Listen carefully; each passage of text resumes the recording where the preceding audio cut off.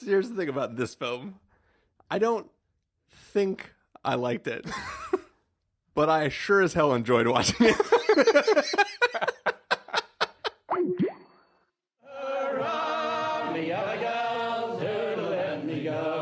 She took me in the parlor and said, won't you be me beau? Hurrah, the alley-gal, do let me go. Hello, everybody, and welcome to the Spoiler Warning Podcast. This is review number 577 with a review of The Lighthouse. I'm Christopher Schnese. And I be Stephen Miller. And if you're joining us for the first time, the Spoiler Warning Podcast is a weekly film review program. Each week in the show, we're going to dive in, debate, discuss, and argue over the latest film releases coming to a theater near you. This week, we already put out a review of Parasite, and we had fun talking about that film. Good, nice, long spoiler segment for you there, so Hopefully you enjoyed that. And now we're talking about The Lighthouse, an interesting little film that I think we were both very curious from the trailer for this film, and we wanted to check it out. It happened to be playing in our area, so we did. So to start this episode off, I just have one question for you, Stephen, and I think you know what that question is. What's a timberman want with being a wiki? I don't know if I can respond in the Robert Pattinson voice.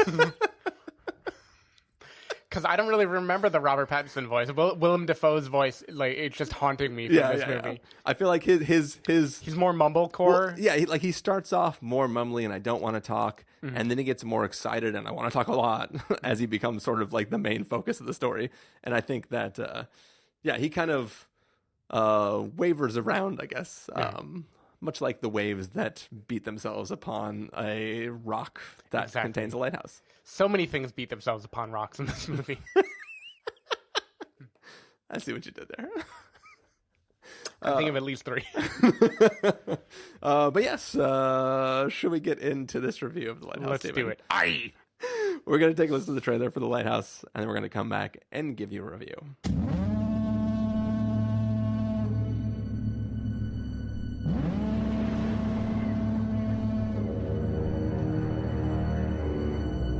Tell me, what's a timberman want with being a wiki?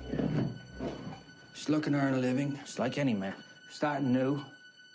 On the run.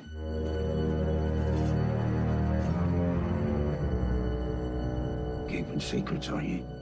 No, sir. Why don't you spill your beans?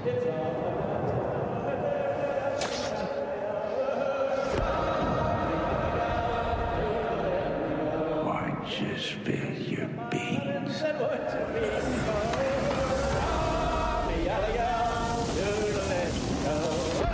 don't you spill your beans?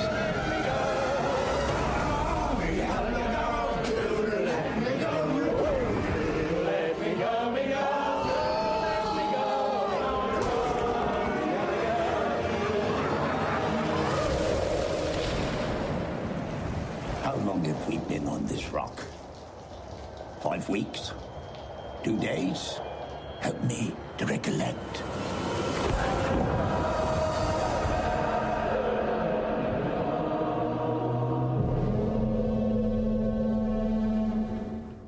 All right, so that was the trailer for The Lighthouse.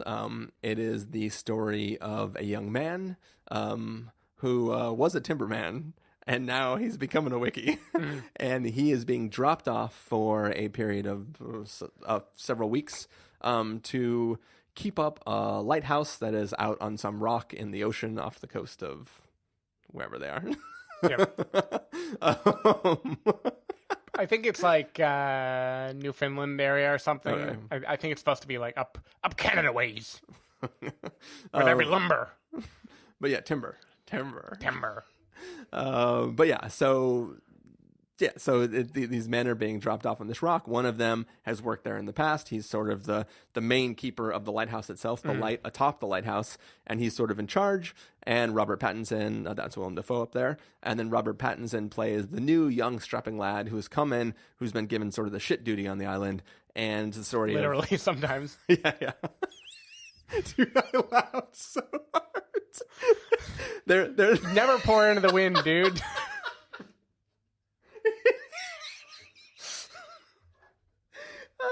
Spoilers for a good gag in the film. There's a scene where Robert Pattinson is supposed to empty some waste pans, some bed pans that are literally just pans next to the bed, and he doesn't do a good job of it. No.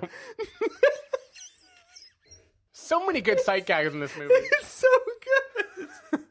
Oh, just his reaction.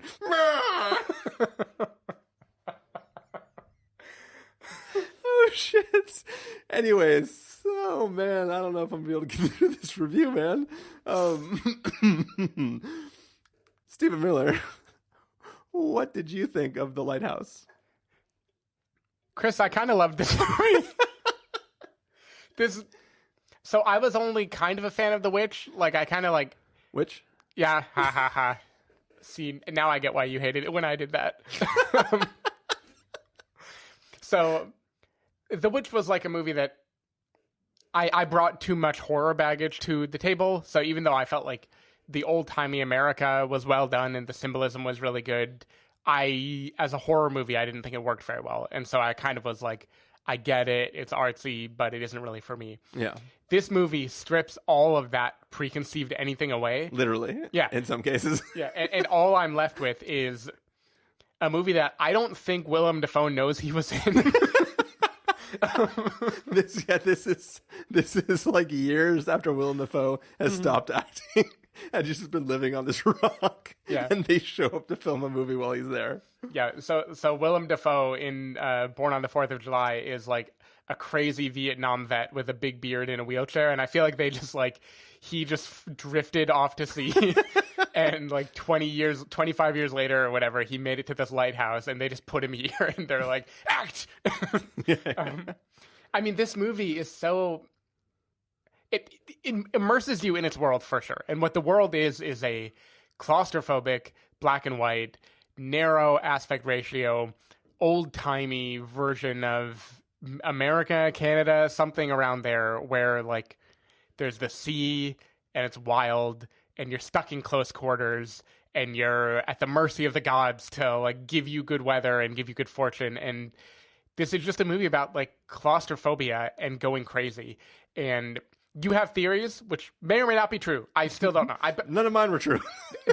There is certainly at least a thing about names in this movie that would give credence to your original theory about it. My one theory is potentially still true, but I mean, all my other theories of trying to guess where the hell this is going. So I believe two things. I believe Robert Eggers knows exactly why everything happens in this movie. I don't think we are supposed to know or care why everything happens. I think what this movie is it's symbolism of people slowly going mad. In Willem Dafoe's case, not so slowly, but at least we've got new fresh blood to go mad with him. And it's just about like how terrifying like everyday life stuck on this rock can be, right? Like everything seems so dour and terrifying here. Like there is a seagull in this movie that feels so dark and ugly and gross. There's I know this is a spoiler, but the concept of a mermaid at least appears in this movie somewhere. Yeah. And it is like horrific. It is not beautiful. This movie is just so like, it just has this like building creeping dread, and it feels like he built a universe all on his own that is in this like old timey place. And I can't understand most of what they say in the movie, but there's just this like violent insanity to the characters that I kind of loved. I think the movie is like short enough and like contained enough in its craziness that it doesn't, for me, it didn't outwear its welcome. Like by the time I would have gotten tired of one thing, it escalates and then ends with a full-on crescendo of madness, and I was here for it. I like this movie, and it is not for everybody. Yeah. So here's the thing about this film. I don't think I liked it, but I sure as hell enjoyed watching it. Is it a good movie? Who can know? How many days have we been recording this? 5 weeks, 2 days. Help me recollect. It's there is like there is stuff happening in this movie that is for sure. This is the craziest shit I've ever seen in my life. And it's there, like, I was uncontrollably laughing at the beginning of the episode because of one, like, 30-second bit, which is like, he's trying to dump shit out of pans, and he has to hike across the whole fucking island to get to the. It's shit. It's an island. Waves come over. Oh, just throw it out your window. You don't need. There is so much absurdity to his action. And well, he has this like Sisyphean task. He has to. And just watching him, Shittifian. But just like watching him do this mundane task and then have it go awry and see his reaction. I don't know how they got through any scene in this movie. I mean, some of the scenes I can see, but like there's a lot of stuff that is just so wild and so crazy, and you want to try to figure out what it is and where it's going, and over time you kind of just give up on that. Mm-hmm. And then you're like, no, wait, stuff's happening. And then you stop giving up on it, and then you have to give up on it again. And there is just stuff that, like, you can feel the audience getting uncomfortable. And sometimes people are laughing, sometimes they're not. There were two people who came into the movie late and then left the movie early. And I was just like, when these two women got up and started walking, I was like, yeah, I can see it. Oh man! And that was before the weird shit started happening. Yep. So what do you think was your single favorite moment in the movie? Oh, I mean, my single favorite moment is, I mean, I told you when we were walking to dinner tonight. There's a moment which I don't want to fully spoil, but it's like it reminds me of like a Zack Snyder moment where like this is the comic frame that I am making my movie hold on this moment for this motion graphic panel, which involves both of our people standing in maybe metaphorical poses and just holding this frame while the waves and the water beat, and just like the reaction of one character and the intensity that the other character is staring at them with. And I was like, this is fucking brilliant. Mine is Willem Dafoe giving a monologue that covers every possible emotion about whether Winslow likes his lobster. That was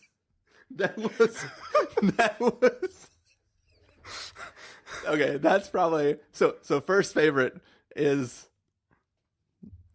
the comic panel version. Yep. Second favorite is the shit disposal. Yep. Third favorite is definitely but my lobster, though. You do love my lobster. And it's like funny at first, and then it becomes like he heaps this torrent. It's really touching. You're like, this man is like, at first it's two men arguing about the state at which they are existing in together, just the depravity of the reality of where they are. And then one just wants to talk about how shitty the other one's cooking is. And he's like, the normal, like, you take that back. Yeah. And then he's like, it is shitty. And then he's like, but the lobster, you like the lobster. That's just so important to him that he does actually care that once in a while he would cook some lobster. He heaps like the best string of like pirate curses on him for like 5 minutes. Dude, that scene is it's actually really good. Yeah, that moment is brilliant where he stands up and like the waves crash and the thunder crashes, and he's like chanting for Poseidon to curse him. And it's just like, this, like, there are, like, this is an awesome play that you would see. Like, it would need to be like, I don't know, like a Willem Dafoe and Robert Pattinson. Yeah, like type. a Pattinson type.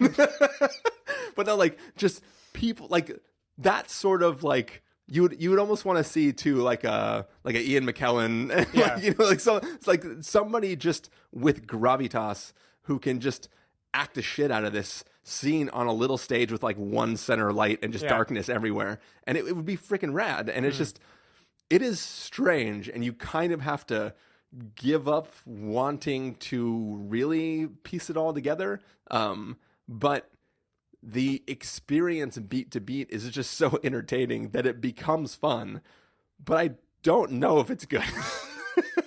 I think it's just such an immersive singular thing. Like it builds exactly the tone that Robert Eggers wanted to build. Yeah. And like, I'm convinced that both actors were drunk like most of the time they filmed this movie. I don't think they could possibly act drunk that well. Yeah. I feel like they were actually drinking kerosene for like 3 days. Like it feels method as fuck, basically. Like it started off where there was just water in those bottles. Yeah. And then he just slowly, when they would take a break or they were doing their makeup, he would just like swap it out with like a scentless, tasteless alcohol. Yeah. And then was just like, I'm going to get some good scenes right now. Yeah. Yeah, I mean, I just feel like it does it very well. There's like fantastical elements that, are they real? Are they not real? Is it just Winslow going crazy? We don't know. We don't have to know. It doesn't matter. Yeah. But there is one theory about the ending of The Joker, which might very well apply to this film completely. Yeah. Like there's a lot of shit happening in this film that like I mean, what are you gonna? It's like definitely. I mean, I will say one character has a limp, and another character breaks his leg at the end of this movie. So I think there are some interesting, maybe loopy connections here. Yeah. But again, like the plot doesn't matter. It is definitely prodding at themes, right? Of like identity and who are you and what does it mean to want a future and build a life for yourself, and does any of this matter when you're just stuck in this place, right? Yeah. Like how can you move forward? Like are you just whoever you invent yourself to be in this one moment? And like I think it prods at that well enough. There's also some interesting Greek mythology stuff sprinkled in. I don't know where it all fits, but it definitely matches these two characters and things that happen to them toward the end.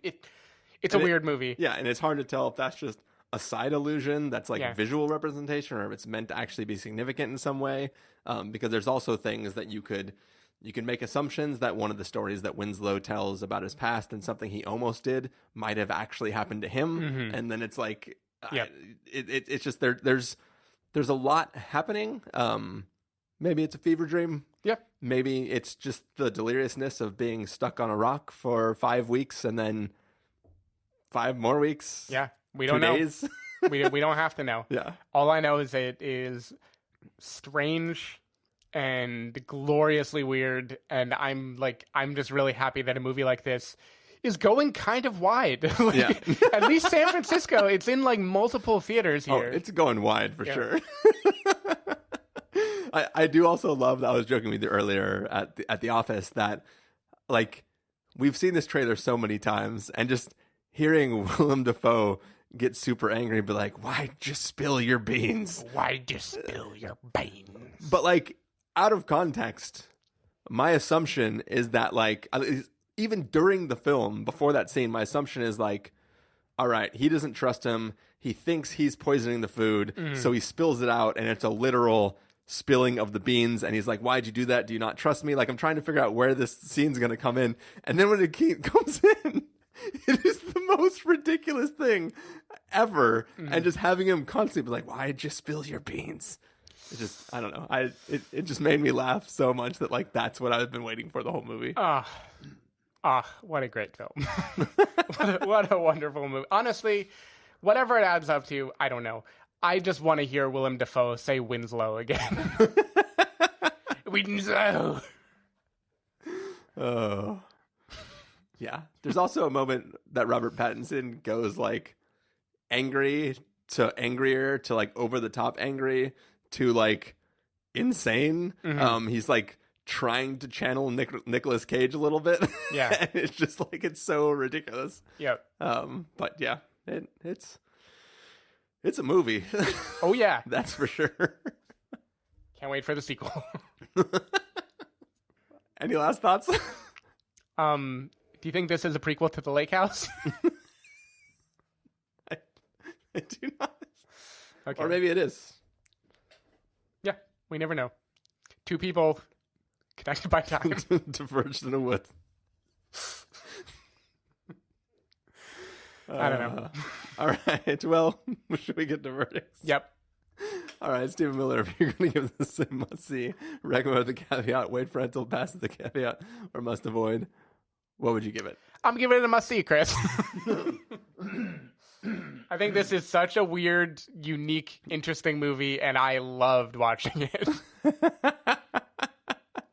So part of me cannot recommend this movie. But also part of me thinks that if you're going to see it, you have to see it with a shit ton of other people that have no idea what they're about to watch. Yeah. Because there is something amazing about the collective. I mean, you got to see it with at least one other person that you can sort of look at and see how they're feeling in the moment, because it's amazing just to see something, to feel something, and then to realize that you're not the only one who's seeing and feeling that. See, I watched it alone, just stuck on that rock. But were you really alone, Stephen? I don't know. So I'll give it a recommend with a caveat. Okay.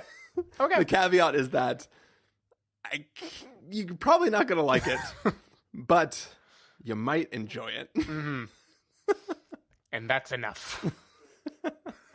All right. Well, that is going to do it for review of The Lighthouse. Stephen Miller, if people want to find you throughout the week, where can they do that? People can go to twitter.com/sdavidmiller or sdavidmiller.com. People can find me at ChristopherInRealLife.com or Twitter.com/ChristopherIRL. You can find the podcast over at SpoilerWarning.com, where you can get a bunch of the back episodes of the show. If you want to subscribe to the show, you can do so on Overcast, Stitcher, Apple Podcasts, or wherever podcasts are found. If you want to know when the episodes go live, you can follow us at Twitter.com/SpoilerWarning, Facebook.com/TheSpoilerWarning, or Instagram.com/TheSpoilerWarning. If you want to get a hold of us directly, you can send an email to fans@TheSpoilerWarning.com, or you can use the contact form on our site. Music for this episode will come from the soundtrack to The Lighthouse, so hopefully you're enjoying that. And that is it. We're going to take off. I think next week we're going to be reviewing Terminator Dark Fate, and maybe something else. Probably something else. We'll see. We'll see what's coming out. Yeah. Honestly, haven't had too I much feel time like to check. Dolomite is My Name is coming out on Netflix, I think. Oh, so yeah, we could do that. Maybe not next week, but I think next week. Cool. Well, we'll figure it out, and we'll be back in your feeds with the more regularly scheduled program. So hopefully, guys, you have enjoyed listening to this, and we will see you next time. The other girls do let me go.